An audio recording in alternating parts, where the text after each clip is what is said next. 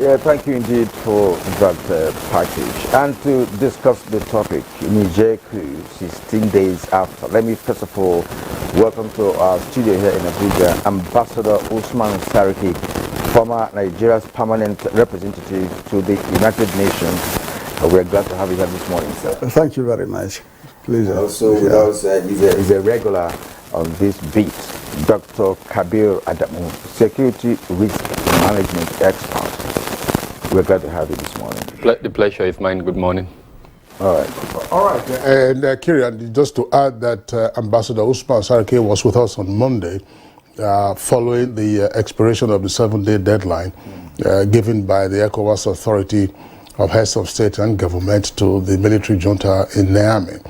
So we had a conversation, and we are glad that he's back with us here in the studios. Of course, we also take advantage of his recent engagement as directing staff at the National Institute for Policy and Strategic Studies, Coup, near Jos. We're also being joined for today's conversation by Usman Abdullahi Shehu, is the NTA correspondent who is joining us from Birni Kebbi. That's in Kebbi State, one of Nigeria's border states with Niger Republic. Usman, we're glad to have you on Good Morning Nigeria today.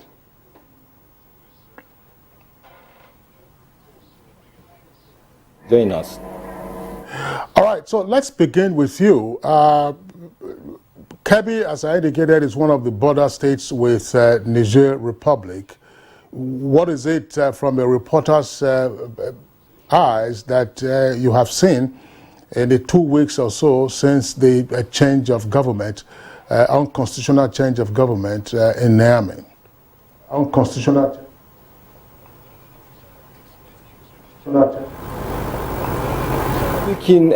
Kebbi State has 3 local governments that are sharing border with Niger Republic. And then these local government are Arewa, Bagudo, and Dendi local government area, respectively. And from these 3 local government, there are 4 control posts. That is the official point of exit and entry. But right before the presidential directives, the other 3 control posts have already been closed. That means they are not active. That is that of Dole Kaina and the Kangiwa and other one at Bagudu local government. Leaving the Kamba border, the only one bustling with socio-economic activities. And then with the since the presidential directives, even that Kamba border is now shut down. It has been closed with 0 activities on ground. And then leaving only the officials of the Nigerian Immigration Service and the Nigerian Customs Service mounting 24 hours patrol and monitoring team to ensure compliance of the border closure. Let me make a point here. The Kamba border in particular is a route where most of goods and services from this part of the country usually flow through Niger, Ghana, and other West African countries. And then the Kamba itself has a weekly local, or rather an international agricultural produce market there, where people from the neighboring countries usually converge and make business transaction and other activities. But with the closure of this border now, especially that of Kamba, the market itself is experiencing a serious drop in patronage, because most of the people who patronize that market comes from the neighboring country. For the market itself is the major item or product that is being sold or there is rice in particular. And then here in Birni Kebbi, which is about roughly 100 kilometers away from Kamba, the effect of that action is still, reflecting. There are, before the action, they sell a bag of foreign rice cost about 33 to 34,000, but now it's cost about 39 to 40,000, which also affect the price of even the locally processed rice, which before this event, a major is cost about 800 to 850 naira, but now it is about 1,300 naira, which indicates that the effect of the action of border closure is still, effective in the state. Usman, let me stay with you and ask you this, because from all indications, Nigerians and Nigerians, in that border area have been having business interactions, as you explained, as well as intermarriages and other social activities and what have you. And with the closure of this border, as you rightly said, interactions and transactions have been adversely affected. It's even affecting the prices of food items, which is, of course, the primary items sold in markets in those areas. Now, what are the feeling of the people concerned, the communities, the border communities affected? How are they coping? How are they feeling? What are you hearing from them?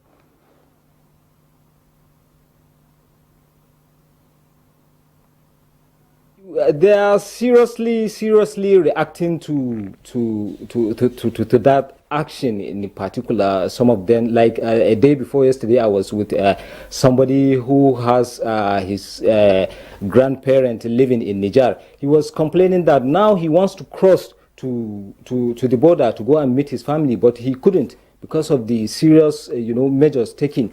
That even those trying to cross by foot are being stopped. Back to you, studio. So, thank you very much for the responses to our initial questions. We'll come back to you in the course of the conversation. Now, back to the studios. I want to start with two guests. First, Dr. Kabir Adamu. It looks like in the air there is some warmongering. And against the warmongering, there is also in the air a caution against resort to the use of force to dislodge the junta in Niamey. How are you reading the situation? How did this come about in the first instance? Thank you very much, Kingsley. There was a coup on July 26th. And that coup clearly contravened several things, starting from the Nigerian constitution into instruments and protocols for which that country is a member, ECOWAS, AU, the UN. Now, as a result of the current diplomatic disposition, ECOWAS was put forward as the major organ to intercede in that development. ECOWAS met on the 30th of July and came out with a communique. The communique listed several stiff consequences for that action. Some of them were economic sanctions, and then they also included the possibility of military intervention. Now, sadly, in my opinion, a lot of the conversation has tilted towards the military intervention component and not necessarily the reasons why ECOWAS even reacted. And that brings me to perhaps the failure to use strategic communication by both the chair of ECOWAS, which is Nigeria, and then ECOWAS itself. It appears to me that the junta in Niger have been more successful in putting out their narrative and galvanizing support for their action. And so you see young Nigerians coming out on the street, marching in protest in support of the military intervention. And it appears also to me that the Nigerian junta has taken advantage of the very strong French resentment, anti-French resentment that exists in Niger in mobilizing support for themselves. So the current narrative has put aside the very act that they did, and sadly is looking at this possibility of military intervention. Now, having said that, the other things we're hearing is that the economic sanctions are actually taking a bite on Niger. And so what ECOWAS had intended to achieve is actually being achieved. And we're hoping that when they sit down today, what they will do is to use the institutional mechanism within ECOWAS to review progress on all the components of the sanctions, see where they are, where they need to adjust, make those necessary adjustments. But it's very likely that, based on what we are hearing as non-official, sources, that they would be happy with the progress that the economic sanctions are making at the moment. Of course, I talked about this element of strategic communication that seemed to have tilted the conversation towards an unintended consequence. That's this issue of military intervention. It shouldn't be taken off the table for the simple reason that the wave of military adventurism, as it were, in the West African sub-region is something that should worry every person within that sub-region, and in fact in the world. Okay, well said. There are permutations to this conversation, and of course there are a lot of interest in the Niger Republic. A lot of big nations, they have their foot on Niger. So some persons have said that, look, it will not be really easy to venture into military action, and there are other considerations, and that's why I'm bringing in Ambassador Usman Sarki, for instance. There are protocols for international relations between one nation and the other, and we also have regional relationships in terms of ECOWAS and AU and other regions, who have come together for partnership and collaboration, developmental collaboration. And in this circumstance of the coup that we have just seen happen, and the big stick, that ECOWAS tried to wield at the first instance, some have also considered that perhaps it was hasty to get into, to begin to threaten as an initial response to what happened, and so on. And today, we now know that other countries, Mali, Burkina Faso, who are also under military regime, have of course shown interest. In fact, they visited the junta, physically, to assure him that they're going to give support, to him militarily and otherwise. Now you're a diplomat of high repute. What would have been the initial response of ECOWAS in the first instance when the coup broke out? Well, thank you very much, and good morning to fellow Nigerians. I think, the initial response of ECOWAS, as contained in its communique of 30th August, I think, is quite appropriate under the circumstances.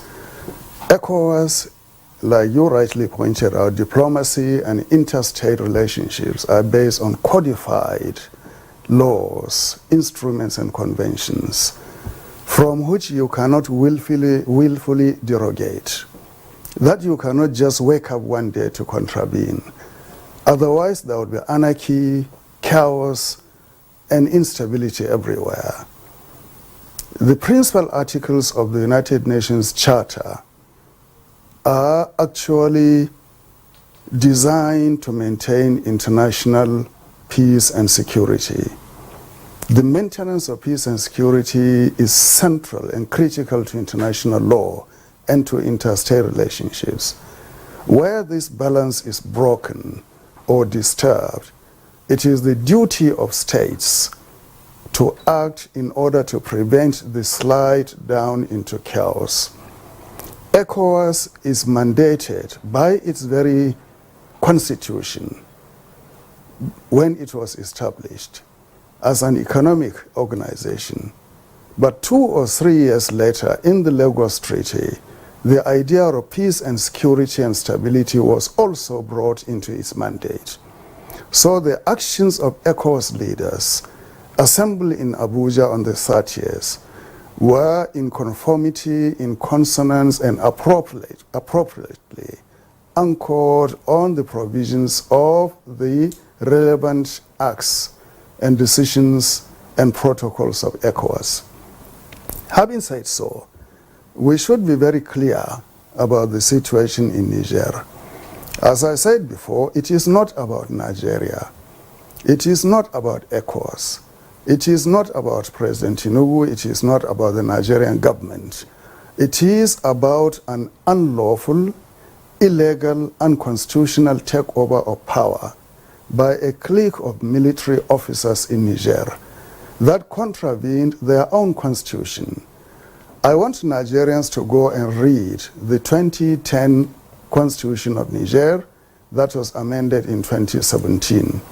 The provisions are very clear that it is a democratic country, that changes of government can only take place through the will of the people in ballot, the exercise of ballot.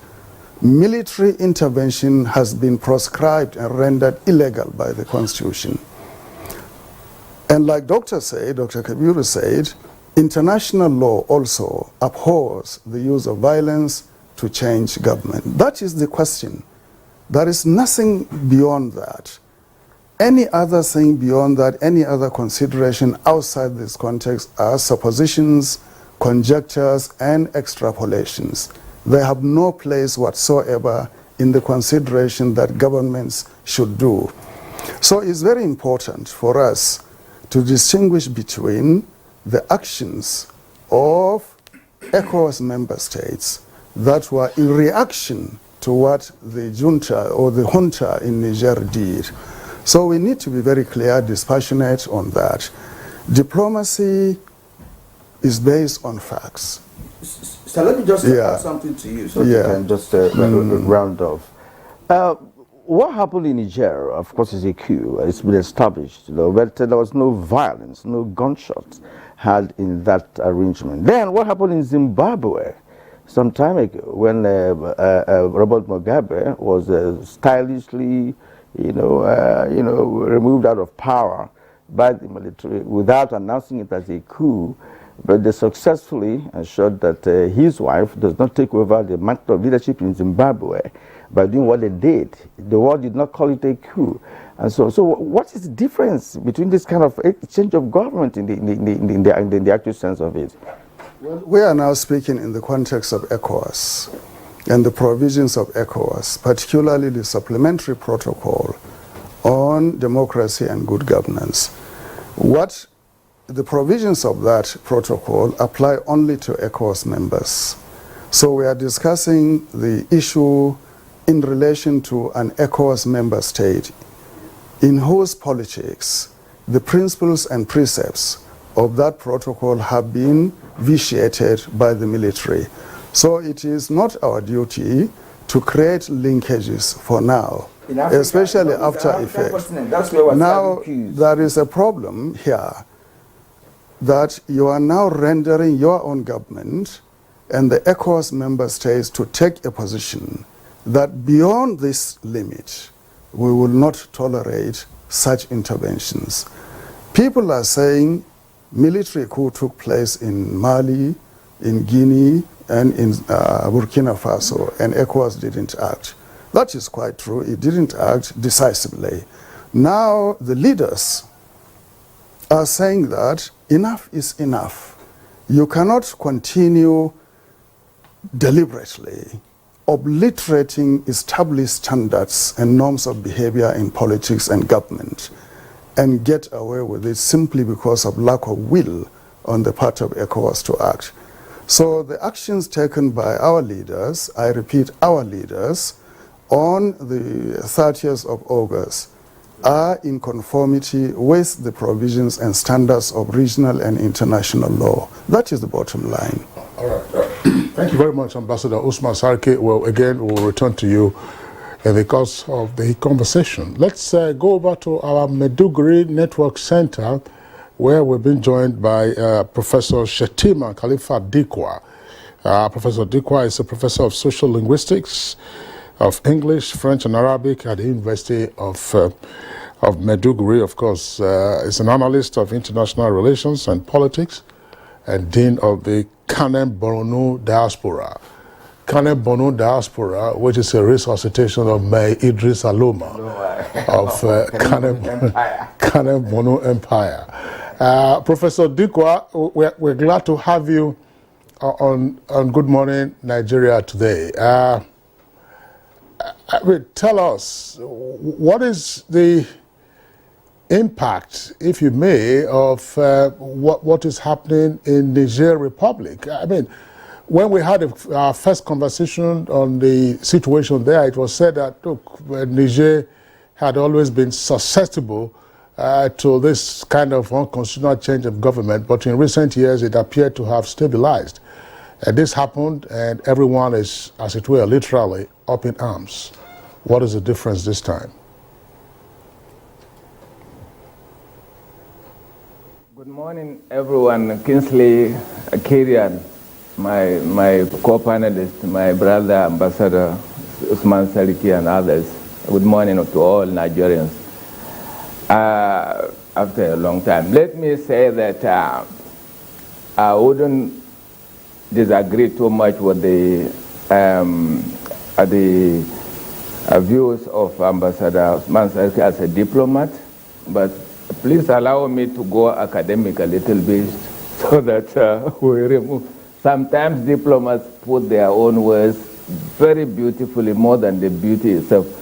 So in ECOWAS, like the earlier said, originally was for economic reason. And secondly, until later, 3 years later, it was turned to peace, and therefore some measures of military there, and that ECOWAS, thirdly, ECOWAS is just in Nigeria, because Nigeria pays the bill. And basically Nigeria has been financing it, everything, and it is just deliberate that they gave it quickly to our president to head it. And thirdly, fourthly, right now ECOWAS is sharply divided into two, pro and against the coup. Coup is illegal, it is illegal. And again, there was another illegal coup there prior to the military, which was the one charter, 11-point treaty between the colonial powers and ex-French colonies, which were impossible to live with. And it has been there since independence in 1960, most of them.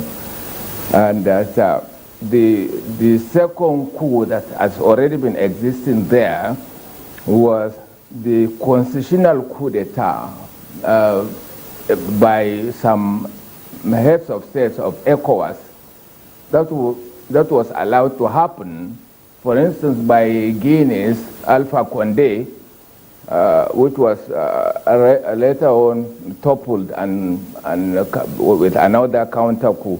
The second one was by Côte d'Ivoire. But Côte d'Ivoire, Alassane Ouattara, a sitting president at that time, Laurent Gbagbo, just insisted that the votes be recounted. And it was another French troops within the country that dislodged a sitting president, for that matter, of Côte d'Ivoire, removed him, humiliated him, and so on, and then handed over to Alassane Ouattara. That Alassane Ouattara had the 2 terms, and then tried a third one. He is now going through the third one, which is a coup, a constitutional coup. What is the big deal about allowing those constitutional coups to remain in the ECOWAS? Military regime is unacceptable because people are now have resorted to using a brain. When you have the brains, you don't need the guns. We are all fighting to silence the guns so that all the guns can be melted together and perhaps make certain other things with the iron and so on. It is not. It is only good for, it only favors those who are making the weapons. and actually with dialogue and so on, military coups could be avoided. Perhaps the ideal change was either by voting directly or by direct protest by civilians taken to the streets asking the government of the day to step down. If that government agrees to step down, fine. Otherwise, they have to wait for the next election. That was the ideal thing to do. But here we are. They said third term, unacceptable. We also had our own third term. Luckily, we defeated it at that time. And that why is it that Nigerians has many community radio stations with a lot of awareness that all of them are out and against the presence of foreign troops led by French. French has always been there, has never done. And French had been accused of spying on the country and countries around Niger. And particularly, I dare say that French government has never been a friend of Nigeria. Right from the first coup of 1967, had never been a friend of Nigeria. And that the Western world has been itching to create a war to transfer what is there in Ukraine to Africa, because to them, to the Western world, the death of Africans, it doesn't matter. It is just about their own resources and the land. Africa has the land, the territory, and the resources that all their industries need. But they don't care about the lives of Africans. This is a basic thing, and all this magic is due to the social media. Today, Africans are talking to Westerners themselves. For instance, citizens of Niger are talking to their counterparts in France as citizens, telling them the activities of their own governments in Niger about the 11-point treaty that says no, Niger has no right to deal with any other country without the consent of France. And France has right over the resources of Niger. France alone trains the military personnel on the security. France has the right to invade Niger at any time militarily. France keeps 85% of the foreign reserve in French treasury, Banque Française, and giving them only 15%. When the 15% is not enough, they go back, cap in hand, to beg to be given more. Their own money, they beg to be given more as a loan, and then they pay with interest. Meanwhile, the foreign reserve they deposited there is in the Paris Stock Exchange. Professor Dikwa, I want to appreciate all the good points you brought in here. You brought in the economic aspect of it. We're going to return to you, in the course of this conversation, because I want our guests here in the studio to also speak along the same line of the point that you have raised, which is the economy this time around. People's welfare, sustenance of a particular system that may have existed over centuries or over decades. 11-point treaties with France, which constitutionally does not allow Niger to do things on their own. And the junta leader did say in one of his comments, that even when they're fighting terrorists, that they had to take permission from French military before they kill a terrorist. That he couldn't understand that as a soldier, that somebody is killing you and you want to get a person down and you have to take permission from somebody else who is not even a Nigerian to do that. These are things that have been laid down over the years, especially in Francophone countries of West Africa. And what is playing out from what we've seen so far could be reaction by those persons in Niger who felt that, look, we can't allow this to continue. There are other interests in Niger. Russia, for instance, is there. The US is there. These are people who have military bases in that small country of Niger, where you have US, you have French, and you have, it seems the country is somehow back and or shared among some foreign powers who are interested in the resources of that small country, which is about one of the poorest country in the world, and they have a product that is one of the most expensive globally when you talk about uranium and the value chain. At the time. I want to bring you in, Doctor, once more on this line of economy. People have been agitating for a very long time, and this time around they say, look, let's just express our concern. And you can see the support they're galvanizing. It's not necessarily giving approval to coup d'etat, which of course is an aberration when it comes to governance, but then is it like, okay, if you can't get it the right way, let's get it the wrong way?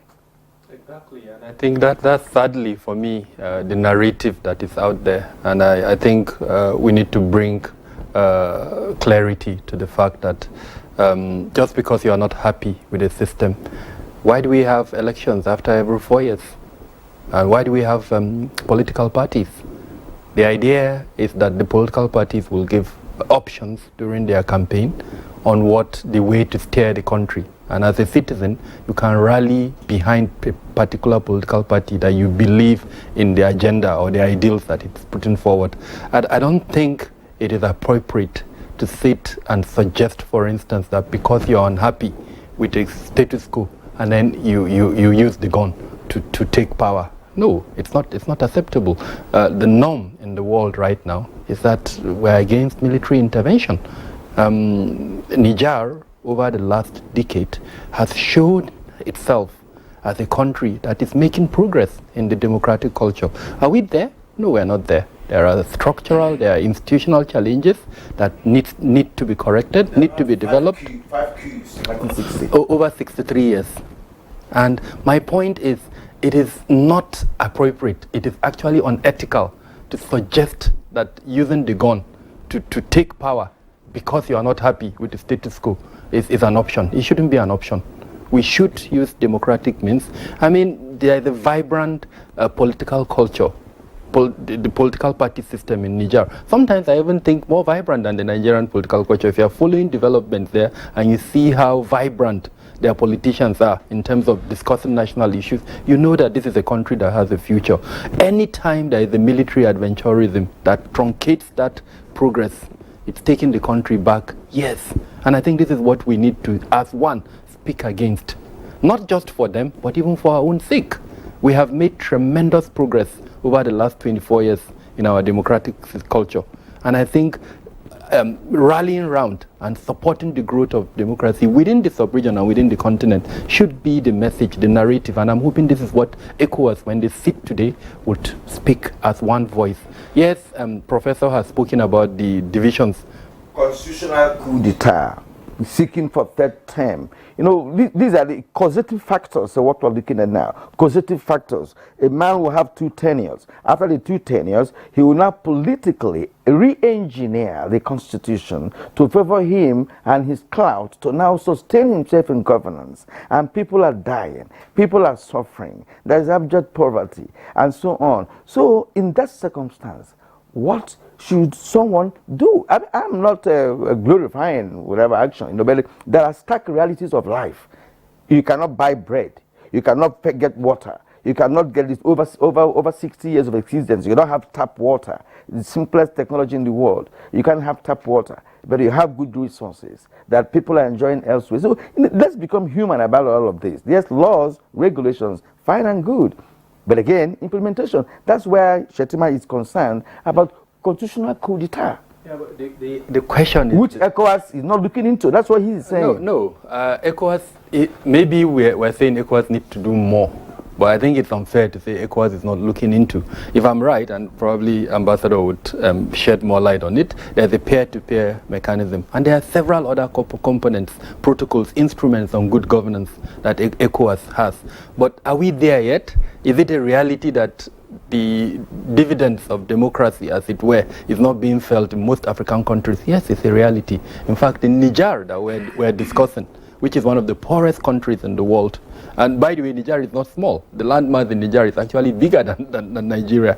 And so from a strategic point of view, we also need to take that into consideration. If these countries that were reeling out pull out, will Niger on its own be able to protect its territory in terms of its territorial integrity? These are critical questions that we need to consider.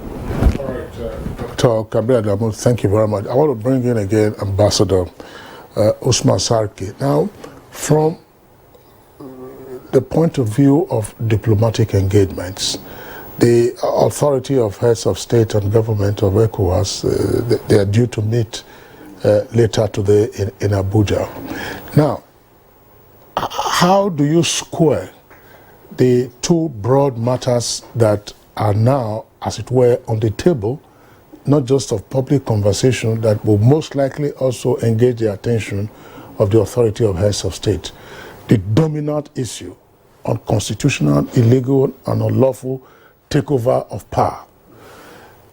Hook on to that, the latent issues that are also being dredged up, part of which Professor Dikwa already referenced, part of which we have also been hearing in the sentiments expressed by Nigerians themselves on the streets of Niamey and probably elsewhere in the country, what Dr. Kabir referred to as anti-French sentiments.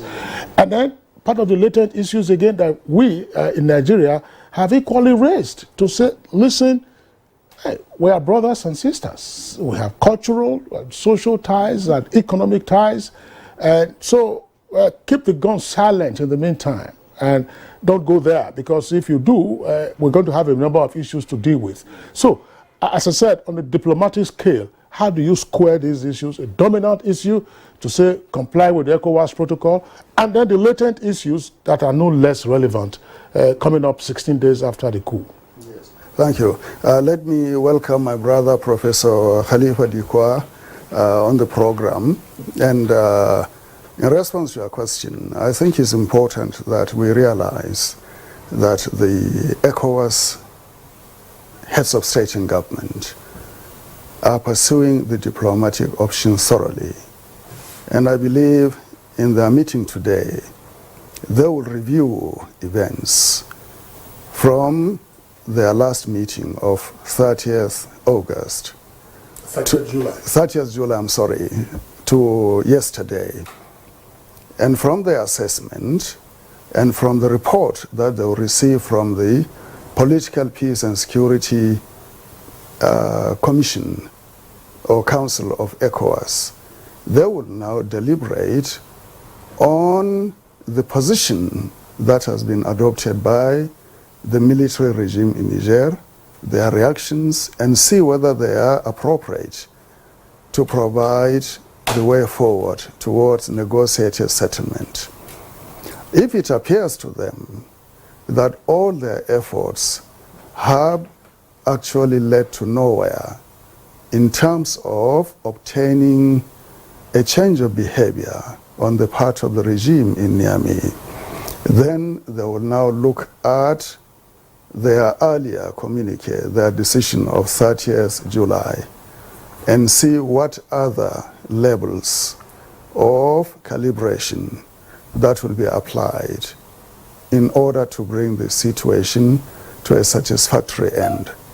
Let us take 2 points. The beginning, which is the forceful, unlawful, and illegal, unconstitutional change of government by the military in Niger, and the end objective established by ECOWAS, which is the reinstatement of the government of Mohamed Bazoum and his release.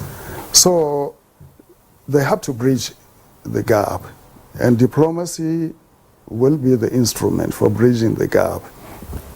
What if diplomacy fails and there is no response commensurate to the demands of ECOWAS on the part of the regime? What do you do? Do you now throw up your hands in the air and give up and say you cannot do anything? That will now affect the entire credibility of the ECOWAS. It will also impact on the capacity of ECOWAS and the African Union to act in situations that vitiate the established order of things in any other country. So if we are looking at this matter, we should look at it dispassionately, look at the facts on the ground, and deal with them no matter how inconvenient these facts are. You have asked about the larger ramifications, the sentiments that are now coming to the surface. I fully agree with my brother, Professor Dikwa, and with Kerian and yourself, and everybody out there that is, number one, insisting on peaceful resolution. Wars do not actually lead to amicable resolution of issues. They leave behind them residues of discontent, destruction, suspicions, anger, and everything. But when you take a course of action that dictates the use of force, it must have been brought about by compelling reasons that are unavoidable. So in diplomacy, all options, as they say, should be on the table. However, reason should dictate that the peaceful option should be exhausted. Have you heard our president saying he's going to attack Niger? I haven't. I haven't read it anywhere. I haven't heard him say that anywhere.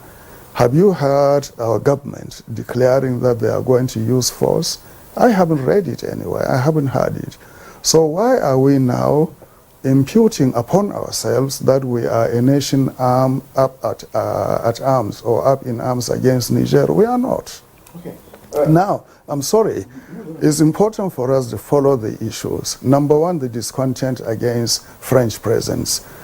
Nigerians and Africans and Nigerians, and Malians, Guineans, they have absolute right to insist on their independence and sovereignty and to be free of foreign domination and influence. They have the right to control their resources.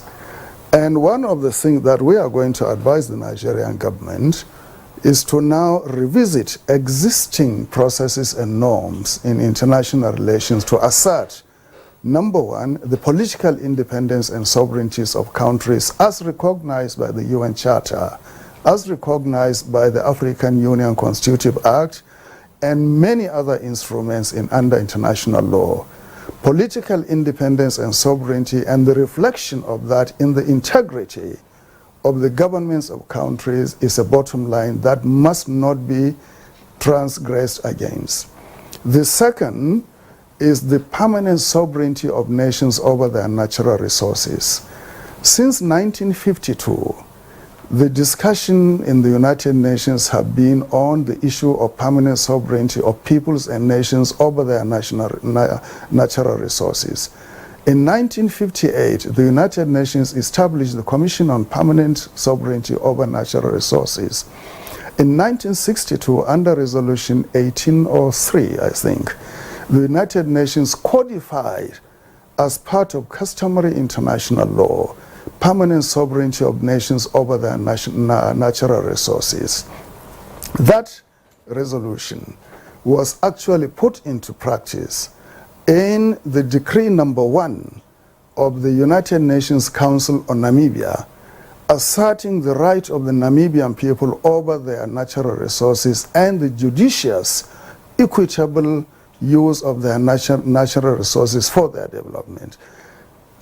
This impasse in Niger now should give us the opportunity, especially Nigeria, to lead a continental discussion on non-alignment principle. Thank you, sir. On permanent sovereignty over resources and on political independence, real independence of African nations. So the ramifications are now that we should assert ourselves, our dignity, our sovereignty, and control over our natural resources, which should apply to Nigeria also. Okay. Yeah. All right. Thank you very much for raising that resolutions of the UN. You know, what happens in Africa is whatever resolutions, you know, are agreed at the UN level, when it comes to cascading those resolutions down, you know, to Africa and other, we don't get it right. That is the problem that we have faced over the years since independence.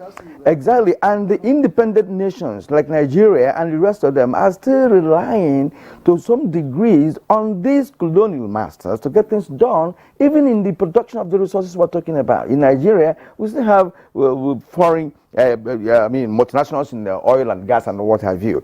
Right, but in the case of Niger and other Francophone African countries that are complaining, because what happened in Niger opened up a lot of things, you know. Burkina Faso came up, Mali came up to say, look, yes, they chased away France from Mali, and they got back, they got to Niger, you know, and so on. And the military chaps, who of course have condemned their act, are also saying that in those countries you have, you know, puppet presidents who listen to these foreign powers.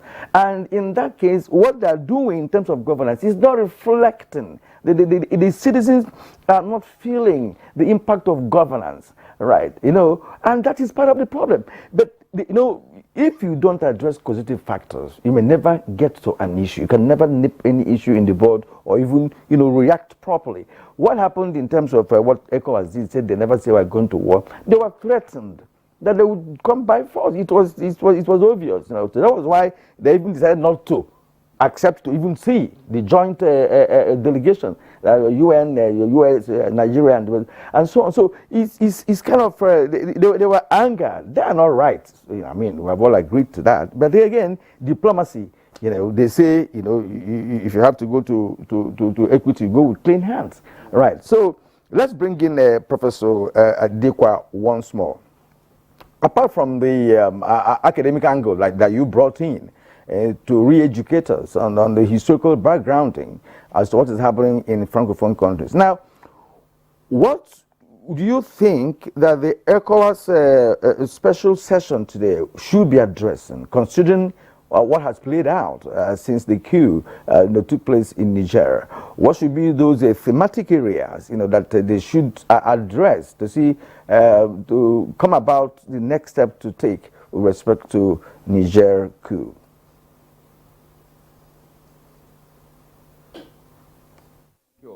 Somehow, I also accuse the media, not NTA, that has graduated a lot by asking tough questions, a serious one from earlier than 2007, and NTA, I'm very proud of it, like my brother, Ambassador Usman Sarki, one of the finest diplomats, put it succinctly. Today I say that the media said deliberately laid emphasis on the military option rather than putting diplomacy, and secondly, rather than saying this is the position of ECOWAS, not the position of Nigeria. Deliberately the media made that noise. And nobody harasses, nobody intimidates the military because they are trained to be loyal to their own country. So it irritates them when somebody threatens them anywhere. And know that Nigeria's military is one of the three best in the continent, and brought accolades to the continent, to the country at all time. And I also get irritated when people find it convenient to say terrible things about our armed forces and so on. This is an area for Dr. Kabiru Adamu with his statistics, all the time accurate statistics, and he's always out there to serve selflessly for Nigeria to enlighten our people. And that the approach is that, sorry, that was the position of the ECOWAS, and the military option ought to have been the last, or not with less emphasis, and therefore the revision of what they are going through today, in the absence of some members of the ECOWAS, and some of them present may not vote in favor of anything military. And we should also note that prior to the coming to to becoming Niger and Nigeria. Those two entities have been one in one country under Kanem Bordeaux, the oldest empire in the sub-region, followed by Sokoto after 1200 years, and Nigeria and Niger share a border of 1,500 kilometers. The same cultures, the same language, as Kingsley succinctly put it, and therefore anything confrontational, anything military irritates the people from both sides. And to them, ECOWAS had played the game of the country, the colonial country, that sees Nigeria as the existential threat to leading, because it leads anything peaceful in Nigeria, meaning that Nigeria will lead other countries to get free, because in Nigeria the military doesn't go into all these misadventures, and that with Nigeria there is a freedom of expression. In Niger, opposition people are locked simply because they find it convenient to criticize the colonial powers that keeps the military in place. For instance, they said even the bases, America alone has 2 bases in Niger alone, one for drones and the other one for troops. French has been permanent there.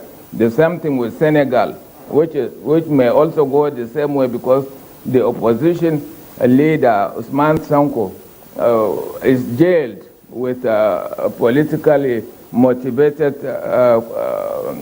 excuses and so on. And therefore, to me, the main question is that let us have this dialogue, because Nigeria cannot lead ECOWAS.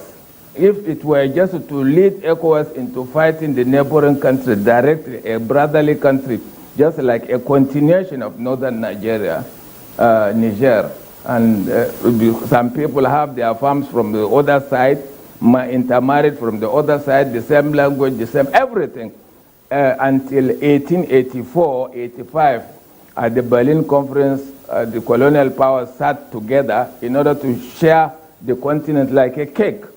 Without the Professor Dikwa, thank you so much. You're always taking us to a historical background, which is very, very impressive. Right. We're going to take a short break now.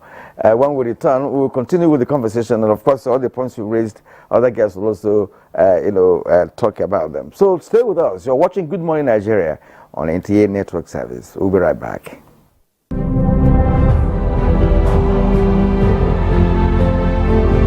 Fellow Nigerians, this period may be hard on us, and there is no doubt that it's tough on us.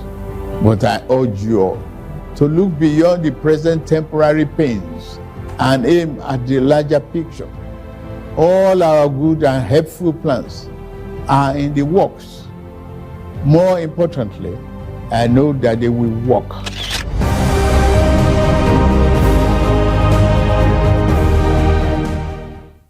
Hey, welcome to the StarTimes 35th anniversary celebration.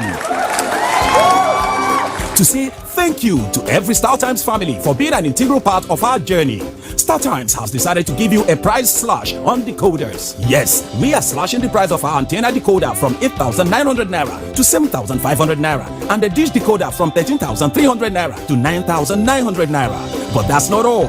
Existing subscribers can recharge for 2 months on their current bouquet and get upgraded to the next higher bouquet. And if you recharge on the classic or super bouquet, you'll receive a fantastic reward of extra 15 days of free viewing. You can enjoy our top local and international content. So, what are you waiting for? Quickly, visit any StarTimes outlet around you to recharge or buy your decoder between June 12th to August 31st to enjoy this fabulous offer. Wow! Yay! Let the celebration begin! StarTimes, entertain your family.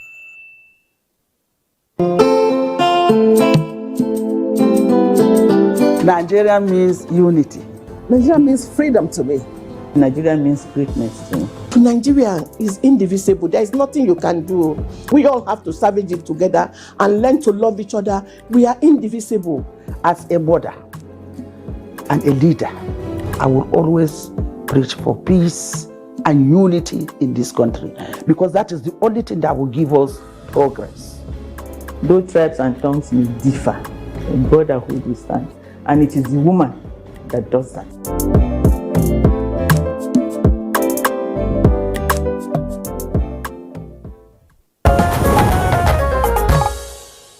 All right, you're welcome back, and it's still Good Morning Nigeria on the network service of the Nigerian Television Authority. Let's rejoin our correspondent, Usman Shehu, who is with us from Kebbi. That's the capital of Kebbi State, one of Nigeria's border states with Niger Republic. Usman, we've kept you quiet for a while. I want to come back to you now. One, what sentiments are you hearing from the border areas about what's going on in Niger Republic? Is it one of indifference to say, oh no, these politicians and these military guys, they are disturbing us, or they are seeking a quick resolution of the issue? That's one. Second point, I've seen some footage, this time from Katsina, which also is one of Nigeria's border states with Niger Republic. And you have trucks filled with goods that are all lined up somewhere around Jibia, heading out to Niger Republic, but on account of the border closure, those trucks are now stranded. Are we having similar scenes around the 3 or 4 local government areas that are the border locations with Niger Republic? So, 2 questions. The first one is, do you have a freeze, for instance, on logistics to and from Niger Republic? And secondly, what are the ordinary folks saying about what is happening in Niger Republic, being the cause of what you told us earlier?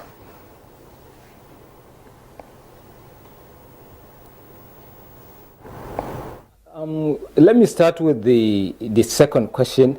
About logistic and trucks. Unfortunately, same thing happened here in Kebbi State at Kamba border, exactly, because that's the only functional border before the presidential directives. There are several trucks there, especially those loaded with some of the agricultural product and other goods that are trying to, pass through there to other African states, especially the onion sellers. In most of the time, like day before yesterday, if I could recall, somebody told me that there were several distant trucks loaded with onions, that the onions have already started to spoil. Then let me come back to the first question. With regards to that question, the communities, one will never know the bond that exists between Nigeria and Niger until he finds himself within such border communities. They were, seriously, they couldn't believe it, in fact. They were saying, how did this come to happen? Why will Nigeria try to, take military action against their own brothers? But the most important thing is that they want this issue to quickly resolve, and urging the ECOWAS to use more diplomatic processes rather than military action against their country. Usman, I'm sure you heard Ambassador Sarki earlier. This is part of what is being put out there in terms of the appropriate messaging. Nigeria, and of course President Bola Ahmed Tinubu, Nigeria currently heads the ECOWAS Authority of Heads of State and Government. And the decision arising from the communique at the end of their meeting on the 30th of July wasn't a Nigerian decision. It was a decision of ECOWAS. So it is not Nigeria that is going, assuming that becomes the last resort, it is not Nigeria that is going to war with Niger Republic.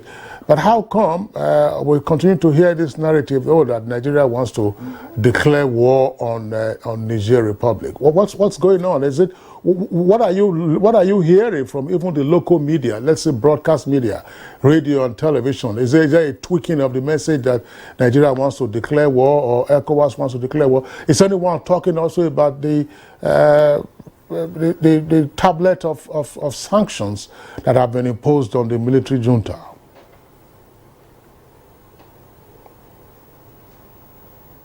Frankly speaking, the media here, the local media, are all, telling the story how it should be or as it is, which means it is the decision of the ECOWAS. But when you move to the local communities there, most of them are uneducated. And with our President Bola Ahmed Tinubu as the head of the ECOWAS, so they usually simply take it or assume it to be as if Nigeria is forcing the ECOWAS to take military action against their country. Okay, thank you so much, Usman. We were just, deliberating on what could have led, to the locals, thinking that it was Nigeria and not ECOWAS. You have already made it clear that it's those ones who actually are not literate enough to understand the concept of ECOWAS are saying so. But even in some quarters, those who understand are also saying so, believing that, if Nigeria is leading, it is calling the shots, because ECOWAS, Nigeria is ECOWAS, so to speak, in terms of even funding of that very, community. All right, thank you. We may return to you if we have time to do that. Meanwhile, let's come back here to the studio where we still have Dr. Kabir Adamu, who is the person to take us on. You have listened to Professor Dikwa, and the angle has always, gone to. And you, of course, as he also, appreciated that you have the implicit analysis of of Africa's security system, especially ECOWAS, right? And what is playing out in the Francophone countries, in ECOWAS is what is our concern this morning. And I consider that Mali, Burkina Faso are being led currently by military, and then Guinea, and we're talking about Niger now. Now, the action, against Niger by ECOWAS was that also served to the other ones, because they rallied around Niger, perhaps for one or two reasons. But if you listen to Burkina Faso and the Mali leaders, they're also making comments relating to the economy, security, resources, and what have you. And of course, the very unpalatable situation where the vast majority of citizens of those countries are wallowing in abject poverty while they have resources here and there. One would say, look, that's not enough reason, for you to take over power, through the barriers of the gun. But I recall also that in Gambia, for instance, shortly before Muhammad Buhari left office, he had to go physically to Gambia to beg a president who was defeated flatly on an election and begged him to leave the country because he refused to leave power.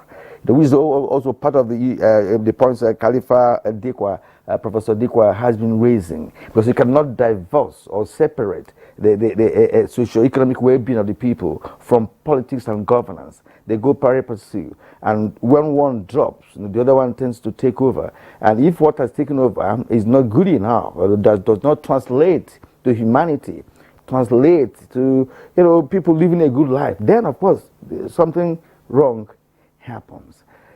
Can there be a holistic address to the issue of incessant coups in ECOWAS sub-region? Definitely. I think the answer is in security sector reform. If you isolate Africa as a continent, then isolate West Africa. And I start to be corrected. I don't think there is any military government that would brag and say it did better than a civilian administration. Maybe if we go to other continents, Asia, probably South America, we can cite one or two where military intervention probably proved better than civilian government. But in Africa, I doubt, and I stand to be corrected.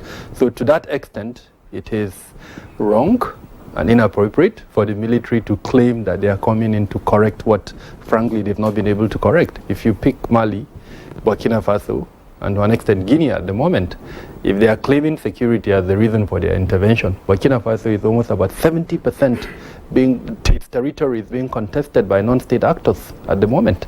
Mali, the same thing, about 50% of Malian territory is under the control of non-state actors at the moment. So how, in what guise will they claim that they intervened to improve security or to improve the economy? Now, I know it's not as simple as I've painted it. There are several other factors that may have intervened to allow for the situation that we're in. But there are a couple of things. I talked about security sector reform. I think we're not paying enough attention to that. What is the role of the security sector in supporting democratic governance? And I think that's the crux of the matter. Our international partners, they discuss this, they toy about it, but I don't think we're investing enough. In a country like Nigeria, we've made progress, especially with the immediate past service chiefs. They've discussed this. They have put forward several components of security sector reform, especially for the military, to make it amenable and supportive of our democratic culture. I think we need to advance that so that the security sector sees its place within the democratic culture, to support it and not to truncate it like we're seeing. The second point is to invest in human capital.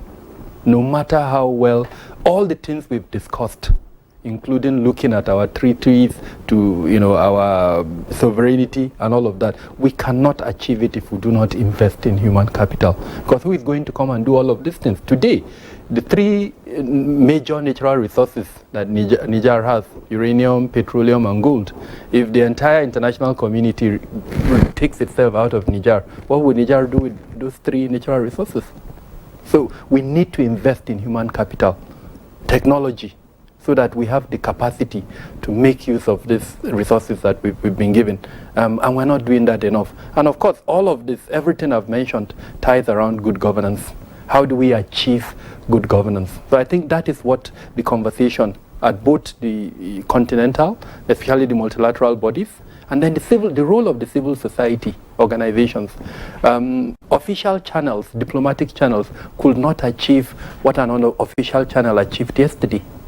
2 or 3 delegations were sent and they were rebuffed by junta, but an unofficial channel went and achieved a phenomenal move that could open the channel for communications and that would help de-escalate the current situation. So that brings me back to the role of intelligence within not just the sub-region, but at the continental level. I think the Foreign Service as a whole, not just the Ministry of Foreign Affairs, but the Foreign Service as a whole, for Nigeria and then within the sub-region, I think we need to harness the potential that exists within that foreign service, including the intelligence potential. There are backdoor channels.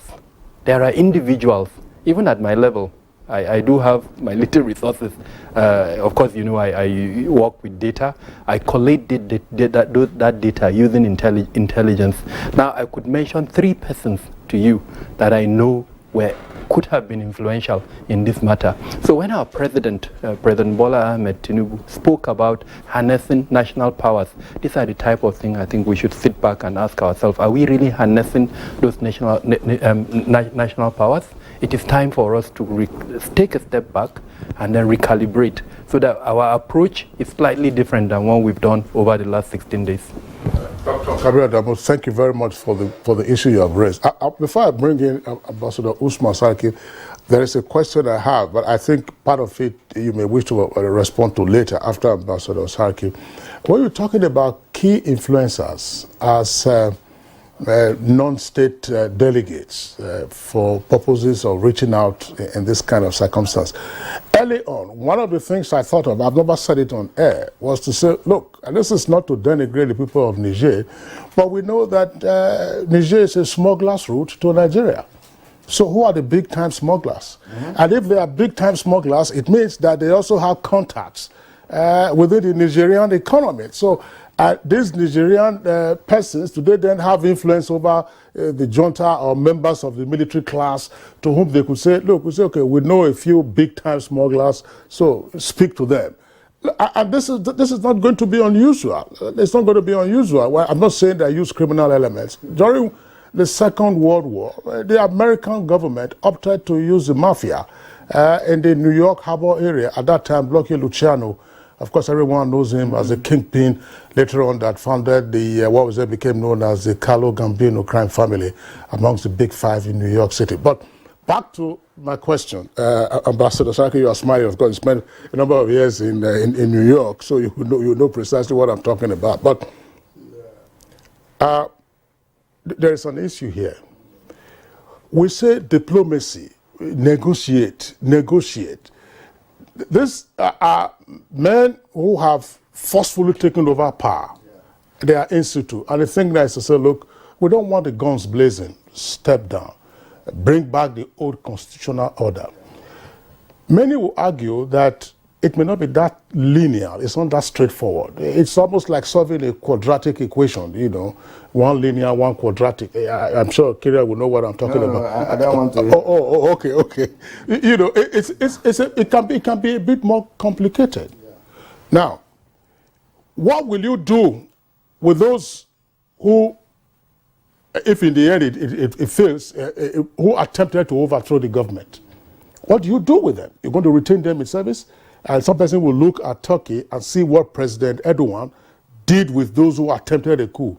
But within the country and outside the country, wherever they were in the world, you could see Turkey still going after them. So what is the safe landing for the coup plotters themselves? And then what were the issues? There are two issues that have come up since all of this crisis began. One had to do with the fact that they said that they wanted a change of guards, of the presidential guards.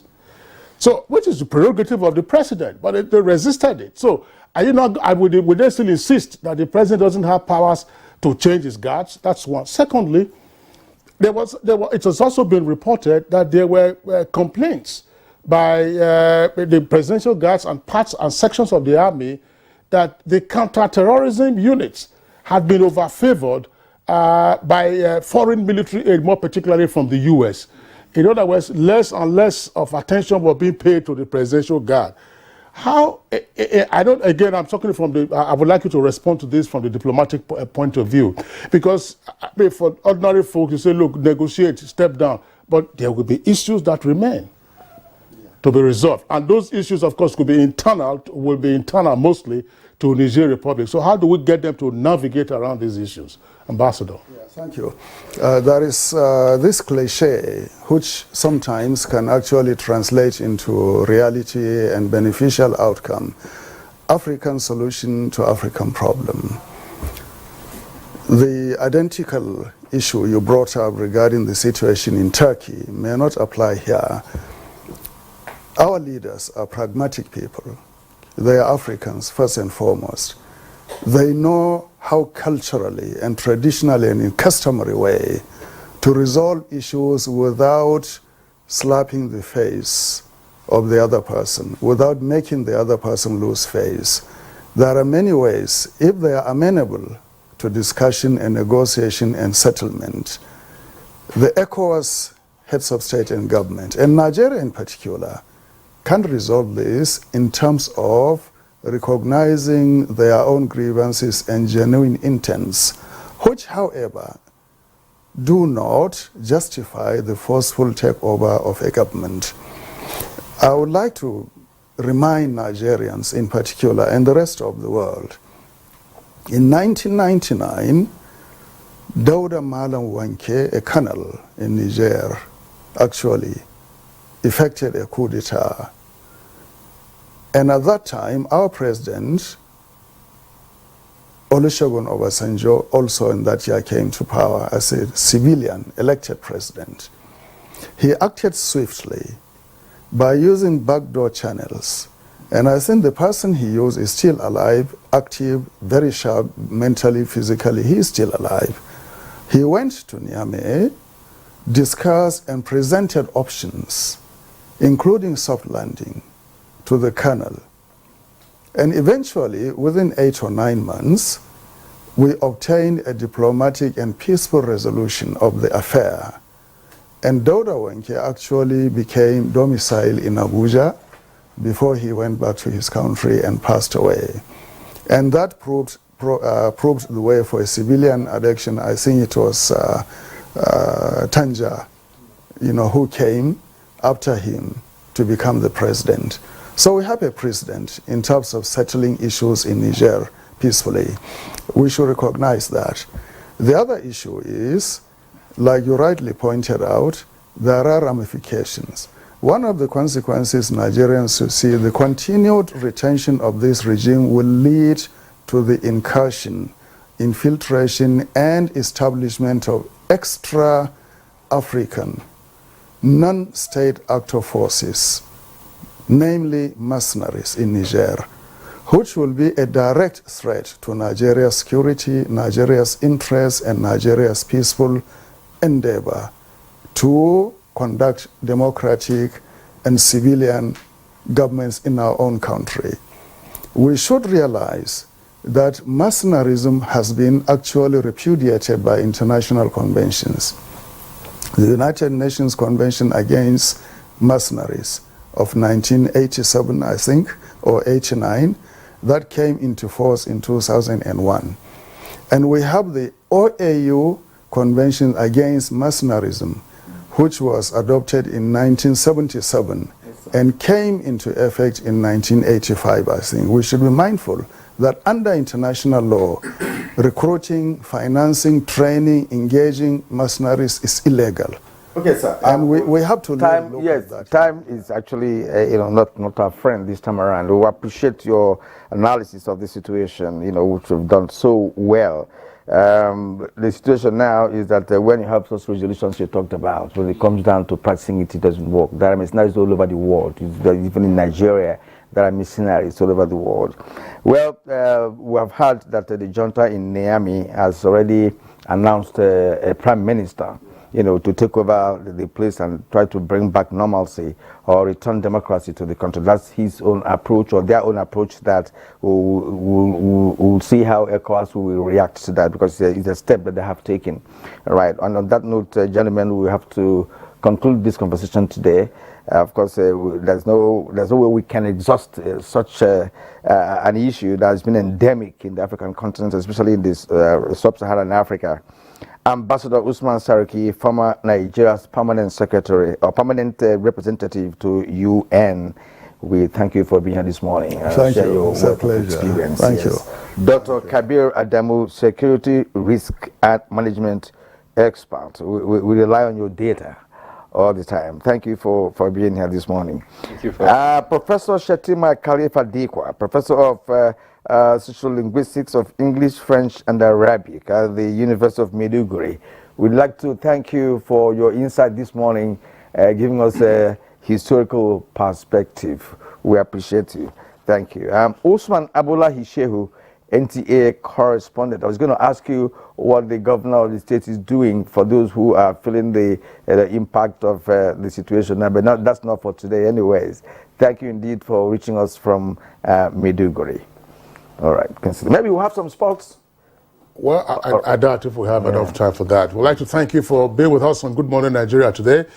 Tomorrow is yet another day. Join us then, same time, 7 o'clock in the morning. Look after yourselves. I'm Kingsley Osadolo. And I'm Kirian. I'll see you again tomorrow.